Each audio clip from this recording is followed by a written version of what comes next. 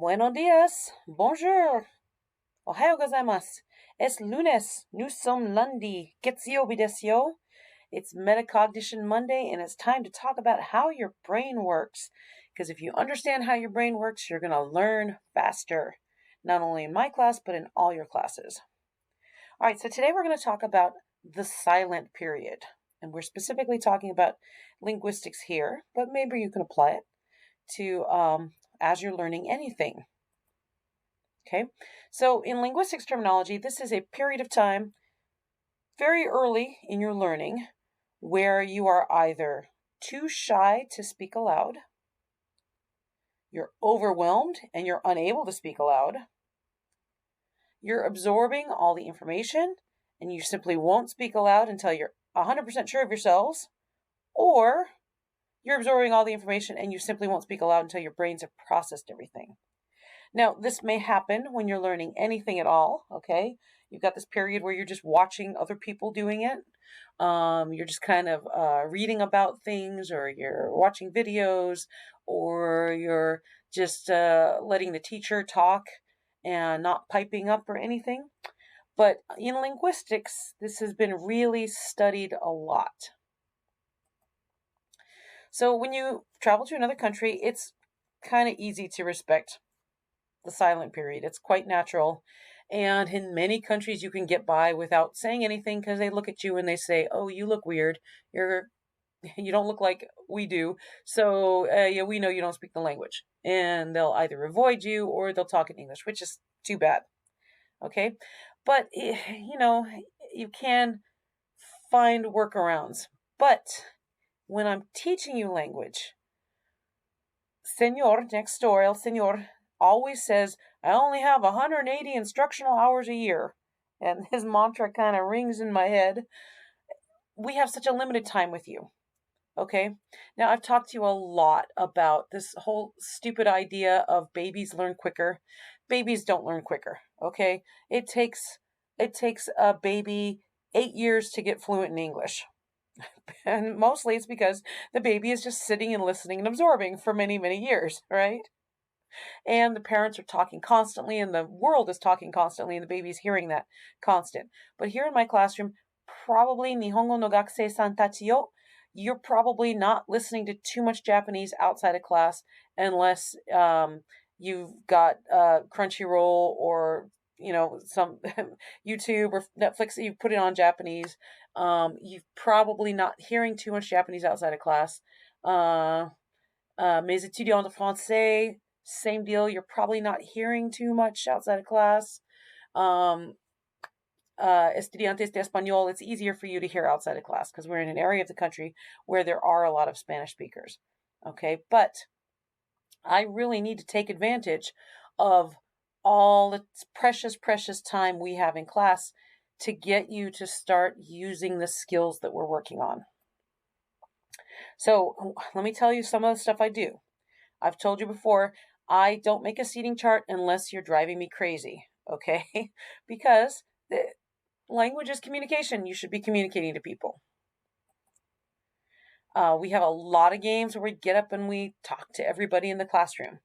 And I will always let you have a paper in your hand as a crutch, or I've a mini whiteboard, or I've written sentence frames on the board so you can look up at them.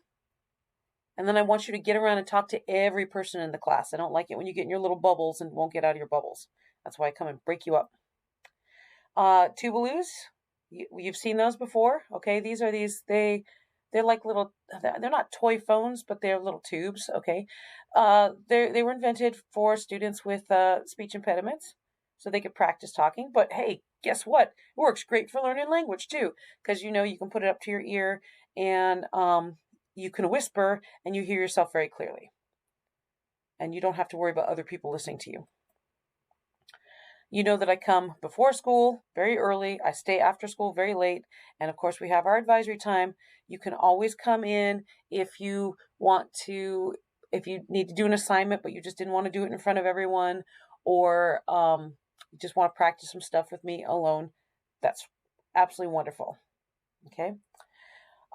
My philosophy is that the silent period goes hand in hand with the affective filter. We've talked about the affective filter. That's that voice in your head that says, oh no, if I say arre out loud, I'm going to sound stupid and everyone's going to laugh at me, so it'd be better if I don't say anything at all.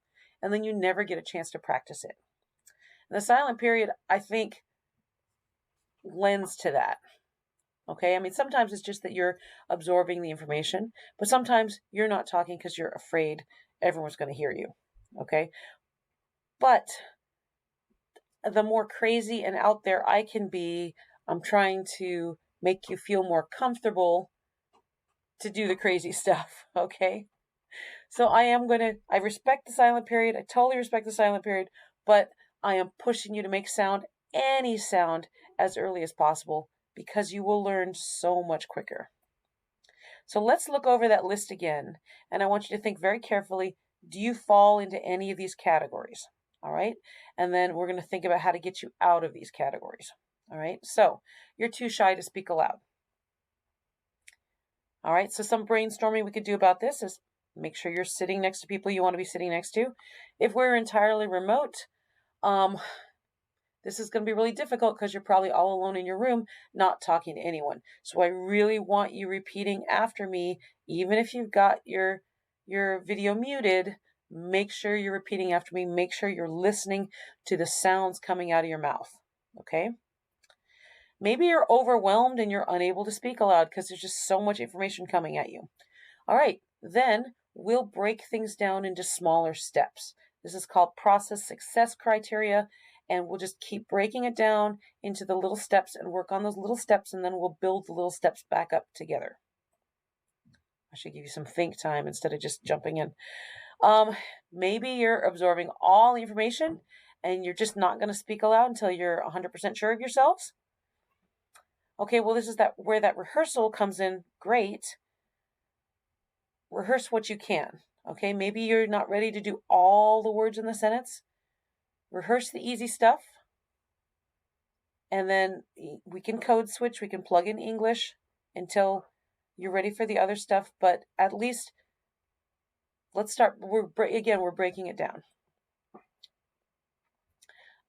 Maybe you're absorbing all the information and you absolutely won't speak aloud until your brains have processed everything.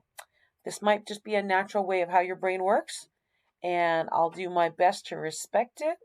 And I think I can tell pretty well which students fall into this category. And I'll just keep laying the foundation for you so that when you're ready, it's all there. Okay, so look at this list for a second. Think about yourself. Think about where you fall. And I should also say, hey, we're learning how to match adjectives to nouns. Maybe you're here with that. Oh, hey, we're conjugating some category of really weird verbs. Mettre, sentir, sortir. Maybe you fall into this category for that. You don't always have to fall into the same categories for every single skill we're working on. Okay? So, think very hard. What can I do to help you? I'm not going to let you stay stuck where you're at. You have to speak in a language class. You have to learn. We talked about riding a bike, okay? Oh, look, I'm typo here. See, I'm not afraid to make mistakes, okay? So I want you to think about how I can support you, okay? And being stuck is not going to be an option in a language class, okay? We will get you past that hump. All right, so go into Microsoft Teams, and I'll have something there for you to help you think through this, okay? All right, thanks. See you then.